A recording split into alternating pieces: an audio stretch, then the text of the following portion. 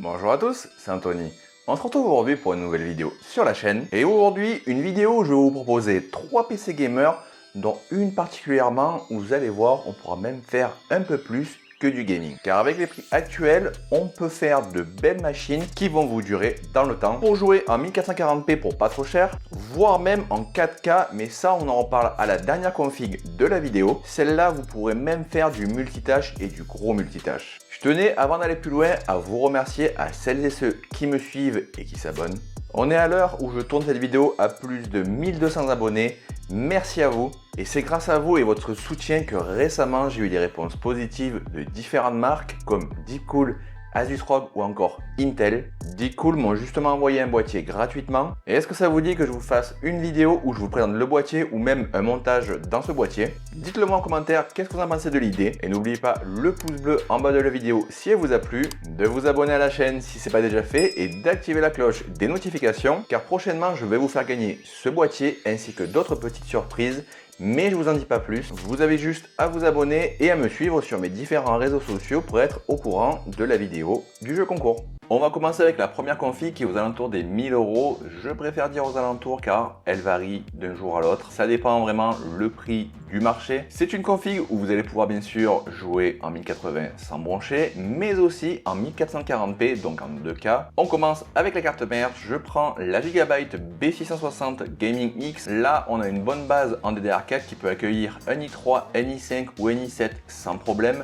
Même les 13e génération de chez Intel. Concernant le processeur, on part sur le i3 12100F, 4 cœurs, 8 threads. Oui, un i3 car là on est sur une config entrée de gamme plus et c'est une config juste pour jouer, pas faire de gros multitâches. Bon, bien sûr, si c'est pour du traitement de texte, etc., ça suffit amplement. Si vous avez un doute sur les perfs, je vous mets dans le petit i en haut à gauche une vidéo de Geekfio où il a testé ce magnifique i3 et il n'a rien à envier par rapport à Ryzen 5. Bref, allez voir la vidéo si vous avez un doute. Pour refroidir le CPU, même si je crois que le Ventirad est dans la boîte d'Intel, même s'il fait le taf, perso je vous conseille pour 27 € le Thermalright qui fera suffisamment le taf et qui surtout plus tard peut vous permettre un upgrade vers un i5.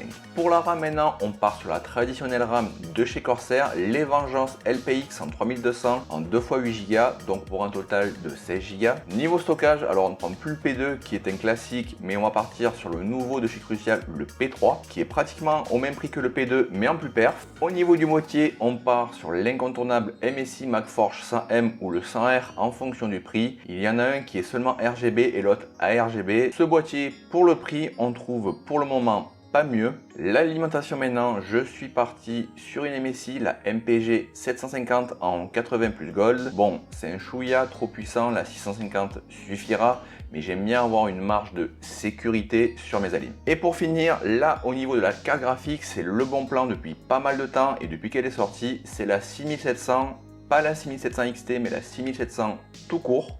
Vous la retrouvez sur Topacha, LDLC, PC Componentes, bref, pratiquement partout et le prix varie entre 379 et 419. Dans tous les cas, le rapport perf-prix est super, on peut jouer en 2K sans problème.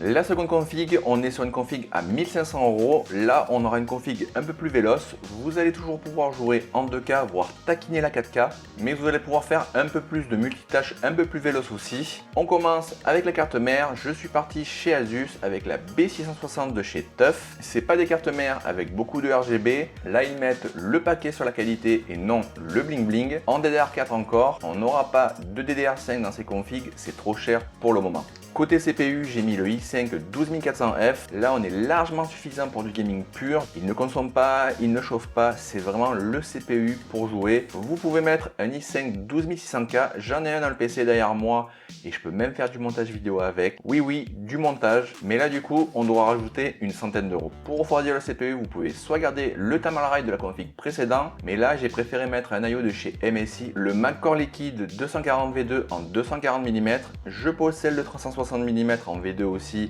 et je n'ai aucun problème. On est sur un excellent I/O, si ce n'est pas le meilleur. Niveau stockage, on ne change pas. Là, on est encore sur le P3 en 1 Tera. Côté RAM, je vous ai mis les Vengeance RGB-RS en 16 Go en 3200 MHz en 2 x 8 Go. Là, on a une touche de RGB par rapport à la config précédente. C'est du Corsair, le RGB est super et surtout, c'est fiable. Niveau alimentation, là j'ai changé. J'ai pris la Seasonic en 850 watts, 80 plus Gold Platinum. Cette alimentation, c'est une pépite. Elle tombe même parfois proche des 100 €. Maintenant, au niveau du boîtier, alors là, vous allez voir, c'est aussi une pépite car on va partir sur un Be Quiet, le nouveau, le Pure Bass 500 FX. Pour le prix, ils nous mettent 4 ventilateurs, 3 220 devant et 1 240 à l'arrière. Et comment vous dire que ce boîtier seul fait entre 95 et 115 € normalement. Et pour 137 €, vous avez 4 ventilateurs offerts avec ce boîtier. C'est le meilleur rapport qualité-prix du moment. On le retrouve parfois à 147 €. Mais même à ce prix, c'est cadeau. Maintenant, au niveau de la carte graphique, on va partir sur une carte qui pourra même vous faire jouer en 4K sur certains jeux. Surtout les perfs de ces cartes XFX misent principalement sur les perfs, le refroidissement que sur le RGB. La XFX 6550 XT, elle est à 499 €. Le vendeur à bien choisir, c'est bien sûr NRinfo. C'est le vendeur fiable d'Amazon pour les XFX. Bref, là vous avez une config au top pour jouer pendant pas mal de temps. Dernière config maintenant, celle-là on est aux alentours des 2000 €. Alors ça sera en fonction de vos choix car vous allez voir qu'on peut modifier quelques composants. Vous allez pouvoir avoir une config pour jouer et limite même faire du gros montage vidéo. Enfin si ça vous intéresse, mais en gros vous avez compris, du gros multitâche. Vous allez pouvoir jouer en 4K sans souci car avec la baisse des prix des GPU, vous allez voir que le prix de la carte graphique est vraiment insolent. Pour la carte mère, on est toujours sur la B660 d'Asus. Pour le CPU, c'est là qu'en fonction de vos besoins et de votre budget, on pourra avoir deux choix. On a le 12600 KF que j'ai sur ma seconde tour. Derrière moi, je joue et je fais du montage vidéo dessus. Ou alors, vous pouvez partir sur le i7 12700K, un processeur qui va vous permettre de faire tout ce que vous voulez. Streamer, montage vidéo, bref, là, on a un monstre de puissance. On l'a utilisé avec MT dans la vidéo où on a monté le PC de Geoffrey qui fait aussi du montage vidéo. Je vous mets dans le petit la vidéo qu'on a faite récemment. Niveau RAM, on garde les Corsair Vengeance en 16 Go au total. Et si vous avez besoin de plus, pour 138 €, vous avez les 2 x 16 Go encore de chez Corsair pour 32 Go au total en 3600 MHz. Le stockage là aussi, en fonction de vos besoins, on garde le Crucial P3 en 1 Tera, mais pour 25 € de plus, vous pouvez avoir le P5 Plus en 6600 mégaoctets secondes. L'appareil pour le prix, c'est une pépite. On est presque aussi rapide qu'un Samsung Pro, mais sans le prix Pro. C'est vraiment ultra rapide, surtout pour le montage vidéo, je vous le recommande. Le refroidissement, on garde le MSI. Si vous avez encore des doutes, comme je vous l'ai dit précédemment, on peut prendre le D-Cool ou même le nouveau MSI qui fait super bien le taf. On garde niveau boîtier le Be Quiet. L'alimentation aussi, on garde la Seasonic, c'est une valeur sûre. Et là, concernant la carte graphique, on va aller sur la grosse 6900 XT de chez XFX. Si ce modèle-là n'est pas en stock, je vous mets un second modèle en description, toujours chez NRinfo. Elle est au prix de 799 € ou en moyenne dans les 779 €. Là, on est sur un équivalent à la 3090 au niveau du gaming. Vraiment, j'ai monté deux configs et des amis et niveau chauffe, eh ben elle chauffe pas. Vraiment, une super affaire cette carte et pour le prix, vous allez pouvoir jouer en 4K, en 2K pour des années. Du coup, est-ce que vous avez prévu prochainement de changer votre config? Si oui, pour quelle marque et pour quel modèle? Dites-le moi en commentaire.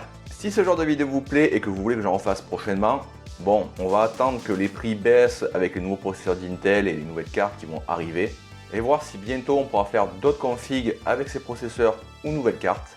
En tout cas, je tenais encore et toujours à vous remercier, vous qui me soutenez derrière votre écran. Si tu veux continuer à me soutenir, c'est de mettre le pouce bleu en bas de la vidéo, de t'abonner si ce n'est pas déjà fait, de lâcher un commentaire pour que l'algo me réfère mieux et de partager la chaîne.